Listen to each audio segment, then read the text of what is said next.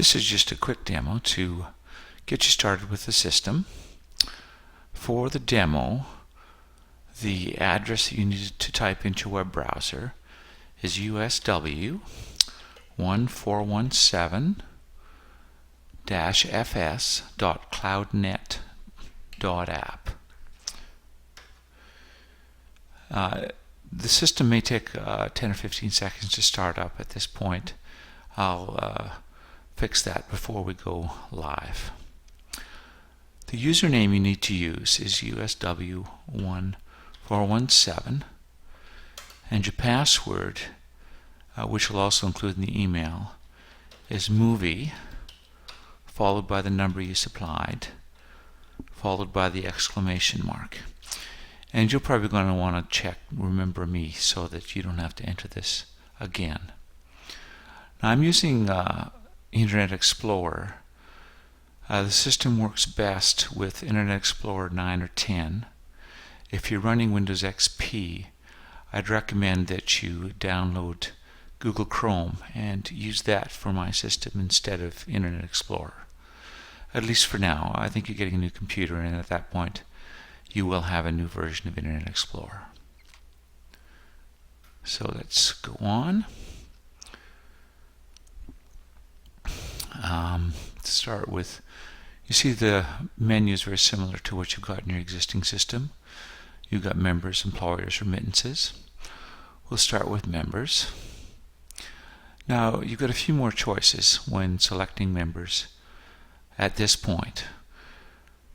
I think we're going to select on the basis of employer, so we'll just take a look here.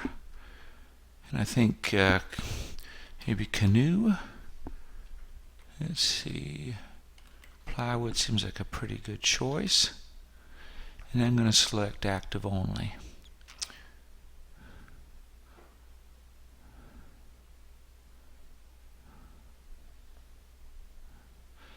And there you see the grid with all the selected members on it.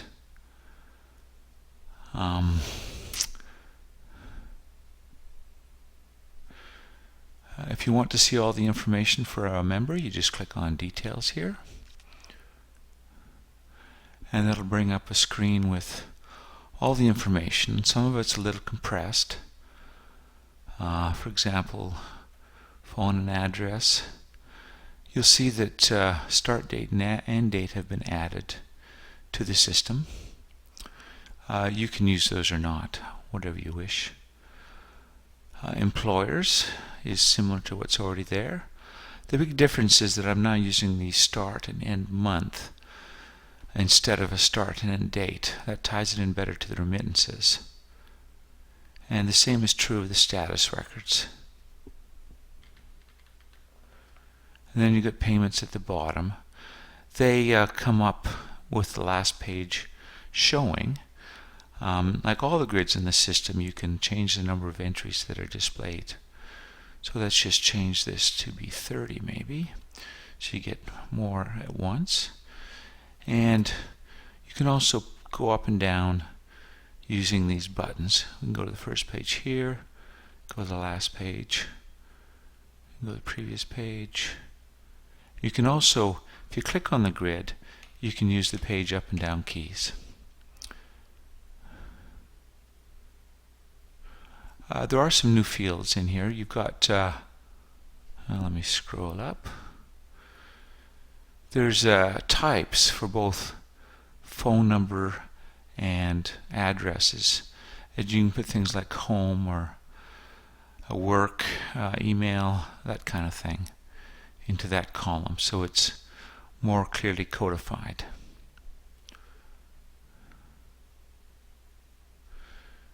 And let's do a quick report off this. So these reports are done in such a way that they run a little more quickly than they used to. They're done right from the web browser. So let's change this so we don't get quite so much.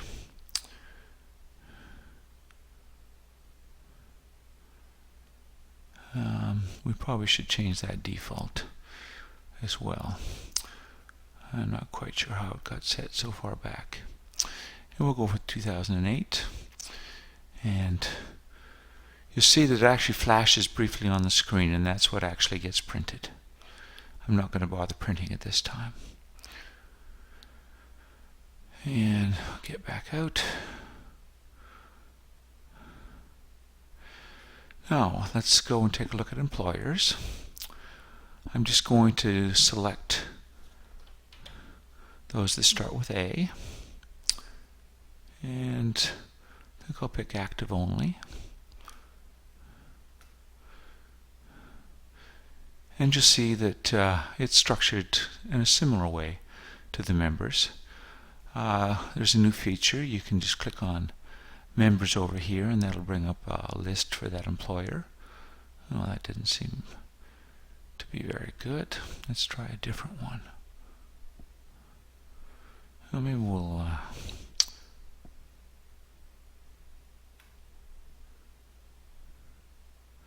there we go.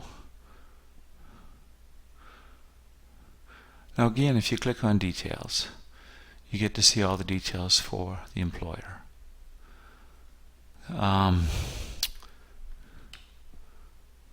I think it's more or less what you've got now, except contracts. It's actually a grid now, so you can keep historical information in there.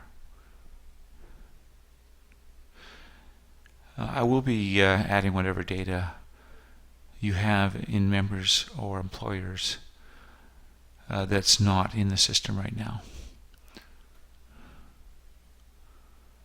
And let's take a look at remittances.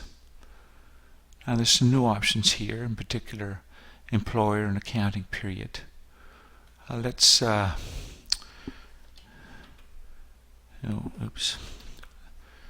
let's get Canoe again. And if you bring up, it's sorted, you can see that it's sorted in ascending order by employer. And there's only one employer here though, so you can't see that too well. And it's also descending by month. So well, you're supposed to have the latest. Not quite sure why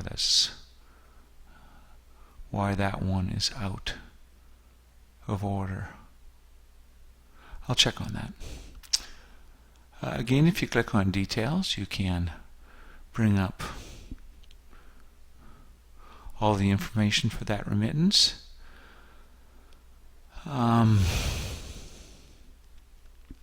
This is quite similar to the old system, except the dates don't really matter anymore. It uses the effective months to tie to statuses and employers instead of using the dates, because I thought that would be simpler for everybody. And we've got the remittance here. So let's add a new remittance. So we'll go back and add a new remittance. We'll just call it test. Add an employer. We'll go to Canoe again. Oops, there's the one I've been testing with. And we'll go for October. We'll build a list of payments. And you'll see it starts up in data entry mode. And at this point you can use your quick keys to enter data. Of course you can also just type it in. And we'll do a few different quick keys. And it'll go over the, oops, can't do that. If you look, you'll see there's a default of 30 per page, just because for data entry that's more efficient. I've introduced a new term here, although I believe the old system did it this way too.